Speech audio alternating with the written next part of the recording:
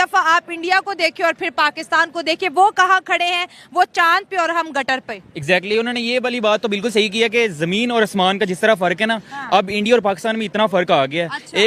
एक टाइम था जब हम इंडिया और पाकिस्तान जो है ना वो साथ साथ चल रहे थे, दोनों मुल्क। चाहे इंडिया के पास अपने वो बहुत ज़्यादा इन्वेस्टमेंट भी उधर आ रही थी, दुनिया जो है ना उनको सपोर्ट भी कर रहा था, लेकिन फिर भी पाकिस्तान जो है ना वो उनके साथ चल रहा था।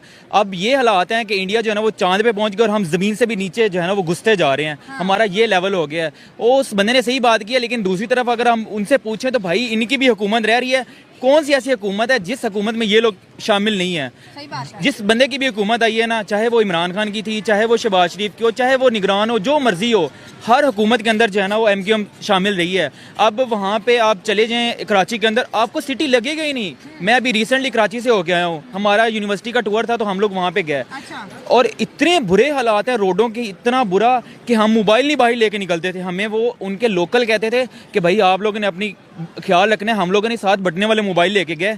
अब ये हालात है एक सिटी के, तो कौन आएगा? ये मुझे सबसे पहले ऐसी सिटी जहाँ पे इंसान 10,000 का मोबाइल नहीं रख सकता। एग्जैक्टली 10,000 का मोबाइल नहीं रख सकता। लोग डरते हैं अब तो। जिसके पास मोबाइल नहीं ना मिलता, फॉर एग्जांपल अगर मुझे उन्होंने रोका ना, तो मेरे पास अगर मोबाइल 5,000 गया तो वो मुझे गोली मार देते हैं कि भाई तुम बड़ा मोबाइल क्यों नहीं रखते अपनी जेब में। ये हालात हो गया मुल्क के। वहाँ पे बच्चे जो है ना वो आपको सड़कों पे ऐसे पड़े मिलेंगे लावारिस से, इस तरह के हालात हैं। गटर वहाँ पे ऐसे हैं, पुल्ले अगर वहाँ पे आप जाके देखें ना, मतलब इस तरह कोई, जिस तरह आप चले जाएं कोई खंडरात पुराने जो कहते हैं ना कदीम ज़माने के बने होते हैं, इस तरह कराची मंजर पेश कर रहा है। और भूख से लोग मर रहे हैं वहाँ पे, लोगों के पास इलाज नहीं है, लोगों के पास तलीम नहीं है, लोग क्या करें समझ नहीं आती। ये पूरे मुल्क के हालात हैं, ये सिर्फ कराची के हालात नहीं है। ये सिर्फ और सिर्फ क्रेडिट जो इस मुल्क पे, इस मुल्क को इस नैच पे पहुंचाने का जो क्रेडिट जाता है ना, वो सिर्फ हमारे पॉलिटिशियन को जाता है, जिन्होंने अब एक दूसरी तरफ हमारे मुल्क में स्टेबिलिटी भी नहीं है। पॉलिटिक्स के अंदर एक पॉलिटिशियन दूसरे पॉलिटिशियन की टांगें खींच रहा है, दूसरा तीसरे की खींच रहा है, तो इसी तरह चलता नहीं है। अब अगर इंडिया को हम अगर अपने साथ कंपेयर, एक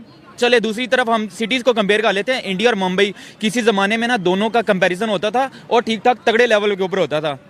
अब मुंबई कहाँ पे पहुँच गया और हम कराची कहाँ पे, वही सेम कंपैरिजन। इंडिया जहाँ पे पहुँच गया वहाँ पे मुंबई भी उतनी ऊंचाइयों पे पहुँच गया। मुंबई तो बिलियनियर का शहर बन गया ना, वहाँ पर तो रिहाइश है, मतलब के करोड़पति नहीं बिलियनियर अरबपति वहाँ पर रहते हैं। और रोशनियों का शहर है, मेट्रो है, किस तरह से उन्होंने स्मार्ट सिटीज डेवलप करी है। और हमारी कराची को रोशनी का शहर कह रहे, ना वहाँ पे बिजली, ना वहाँ पे पानी, और चोरी चकारी और गटरों के ऊपर ढक्कन तक नहीं है कि बच्चे वहाँ पर गिर गिर के मर रहे हैं। और बातें हम यहाँ पर करते हैं कि हमने अभी मून मिशन पूरा किया है, तो अवाम कहती तानू मून ते जान दी लोड़ किसी, पहले जमीन दा ते तुसी पानी ते आटा पूरे कर लेने, फिर आपने इलेक्ट्रिसिटी बिल के अंदर मून एडजस्टमेंट चार्जेस हमें भेज